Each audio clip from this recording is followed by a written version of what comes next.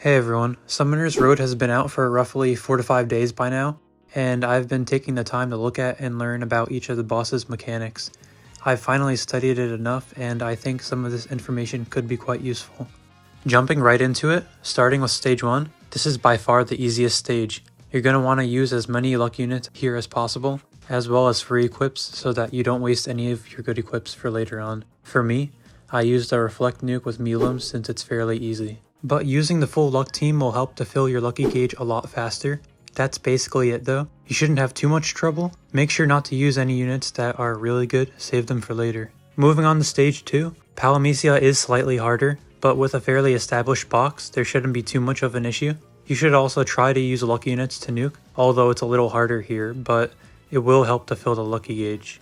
If you're going to nuke, make sure you watch out for Palamecia's beginning art. It can sometimes give her iframes which will stop your nuke, but besides from that, it's not too hard. Machines and spirits do increase damage, but that's not really too major. Watch out for her poison if you are going to sustain. Moving on to Stage 3, this is where the difficulty starts to increase a bit. Starting with the beginning waves, the mobs in the first 2 waves all have crit resist, so if you're using a crit buffer, only art with them until the boss wave. Once you clear the first 2 waves, you'll move on to the boss. Here, you cannot use the taunt tank, drain arts, reflect, or lifesteal. The boss also has high earth resist, so you should refrain from using earth damagers. The boss also takes increased damage from both crit damage and from being poisoned. This means that you're going to want to either run a poison unit or a poison equip such as Usurpa's Bow, Sans Pluie, or Goron Charge. You also want to use crit buffers as well.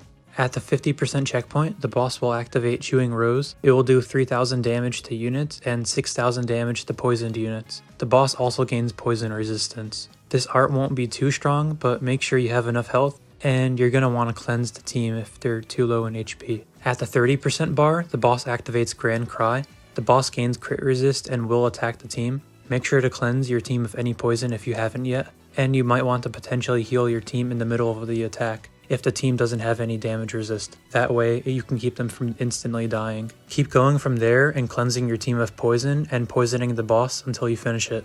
The general kind of team that you want to run include a healer, poison unit, main archgen, and crit buffer. Good healers include Mako, Aristella, or Sylphet. Good poison units could be Keat, Groit, or Pola. A good main archgen would be Juno, Emperor, or Haruto. I'd use Juno though, so that you could save the other 2 for harder stages. Some good crit buffers would include either Vox or Priscilla, preferably Vox though, since he'll heal well at the nukes. Besides that, that's pretty much all there is for Stage 3. As for Stage 4, this is, in my opinion, the hardest stage, but for the mechanics, the starting waves include 2 mobs, the dragon Gurnorse and the blue skeleton. Gurnorse negates crit damage, so to attack it, use regular arts on your crit buffers until you kill it. It also freezes your team if it isn't killed, so try to get rid of it as soon as possible, or you can use a freeze equip like Sistina's Wavy Frill. And for the blue skeleton, you need to poison them in order to damage them. Once you get onto wave 3, you'll be playing against Herc. He negates damage negation from shields and has water and reflection resistance, so you're not going to want to use a water DPS here.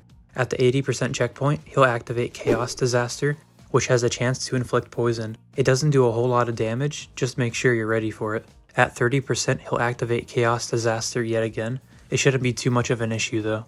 At 5 bars, he uses his art Calamity Wave, which lowers the team's accuracy. This won't do a ton of damage, but it could make your team take a little bit longer to damage him. After you fully finish his stage, you're going to move on to the boss wave, Subject Y2. Y2 has Reflection, Lifesteal, and Arts Gauge Drain Resistance. He also has HP Auto Recovery Killer, so healing units such as Haruto or Mako can't be used here. The 2 mobs from Wave 1 and 2 also appear here every time his art bar is filled, so be prepared to deal with them.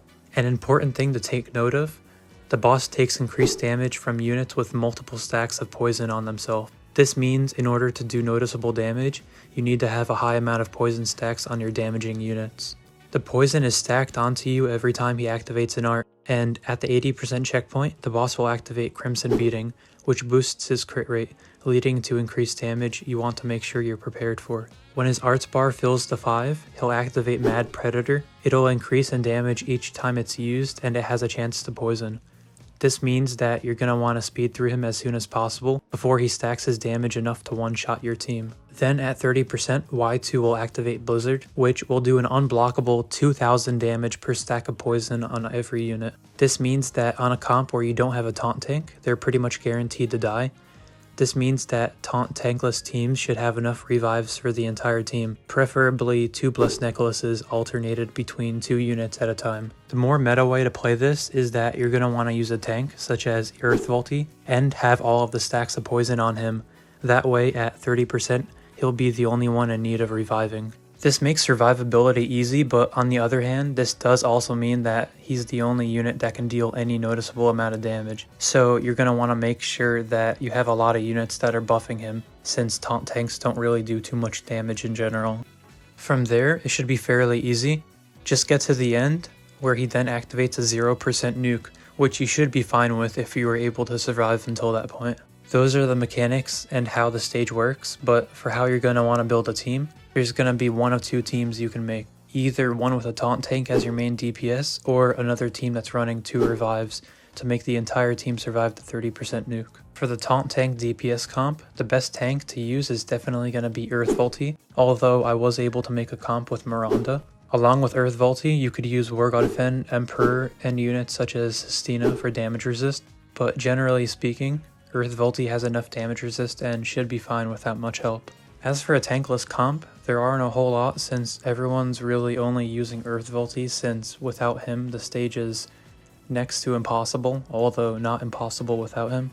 The types of units you'd want to run if you do use the tankless comp include a main DPS or Archgen, damage resist unit, a small shield like Sestina or Fatoria, and another supporter such as Lisa or someone else. Make sure that there are a minimum of 2 heal slots so that there's enough revives for everyone. The most popular tankless clear is Sandstone, Decelia, Lisa, and Favel. That can finish in around 8 to 10 minutes, but as you can see in the video, I'm using a comp I made up using War God Fen, Grace, Sestina, and Saku. The comp is pretty fun, and it's fairly fast for a comp without a tank. That's pretty much everything about the stage. If you have any other questions, let me know down below. Moving on to the final stage, Stage 5. It's not nearly as hard as Stage 4, but it can be annoying. For the first 3 waves, there's going to be 2 different mobs, the Dark Korok and Dula. For the Dark Korok, it negates any crit damage and takes increased damage, as well as dropping more BE output from being poisoned. The Korok has a chance to disease as well. This means you're going to want to art with your crit buffing units until you reach the boss pretty much. As for Dola, it isn't too much of a problem, just watch out for its arts, which will decrease your team's magic damage. That's all it is for the first 3 stages. Fairly simple, just make sure not to crit, or else you'll do 1 damage per hit until you lose the crit buff. On the final wave, you'll come across the boss. Similar to Stage 4, the 2 mobs, Dula and Dark Korok, will appear at the boss's arts. They're not too much of a problem, although not killing them could lead to a ton of damage being put onto your team later on. As for the boss, he has Reflect, Lifesteal, and Arts Gauge Drain resistance. He also negates damage nullifications, so you can't use any shields or tanks. The stage also has Spirit Killer, but that shouldn't be too much of an issue. When his art bar orbs are at 5, he uses Gale Breath, which stacks how much damage he does. You're going to want to finish him as fast as possible to stop him from becoming too strong though. You also want to watch out between each checkpoint. At around 2 to 3 bars, the boss will do a leaping attack that will randomly paralyze any ally, so make sure to bring paralyze resist equips. As well as that, at the 90%, 60%, and 40% nuke checkpoint, the boss will use Dive Underground, which will stack a permanent damage resist down on the team each time, as well as inflicting an incurable poison. After the 20% checkpoint, the boss will activate Gaia Grief, which will feint the unit that's all the way to the right, and in my case, Mitsuya. At this point, the boss will lower all allies' attack by a ton. He'll start healing himself and increase how fast he gets his arts. You're gonna want to finish him as soon as possible here because he starts to get really strong. You should try bringing an attack buffing unit to offset this massive attack debuff, although high enough damage should negate the need for that, and once you have that, you should be fine until the end. The general team to be ran here includes a main Archgener, main DPS, another Archgen healer, and another unit with damage buffing potential and potentially a defense slot. An example team from the leaderboard would include Haruto, Fire Orville, Lisa, and Summer Juno. It's going to be a fast comp, so it's not going to be easy to use, but another good team would be the one that I'm using here. 12th gen Mizuki, Haruto, Mikey, and Mitsuya. Basically, bring an Arch-gen and healer, your strongest available DPS, and as many damage supports as you can from there, since you're going to need to do a lot of damage in a short amount of time. That's the ending of the final stage, Stage 5. After that, you're officially finished with your run of the Summoner's Road. Definitely a lot of new things were brought with this stage, as well as a new tier of difficulty we haven't seen in Global yet. I've personally found it a lot of fun, and I'm excited for the other Summoner's Roads. Good luck to anyone that's going to use this guide to try the stages. As well as that, if you have any questions, don't hesitate to ask me in the comments. I'll do my best to help you. But that's pretty much everything I could find about the Earth Summoner's Road. It took a while to make, so I would deeply appreciate it if you subscribe to my channel, especially if you want to see more guides in the future. Good luck in your runs, and thanks for watching.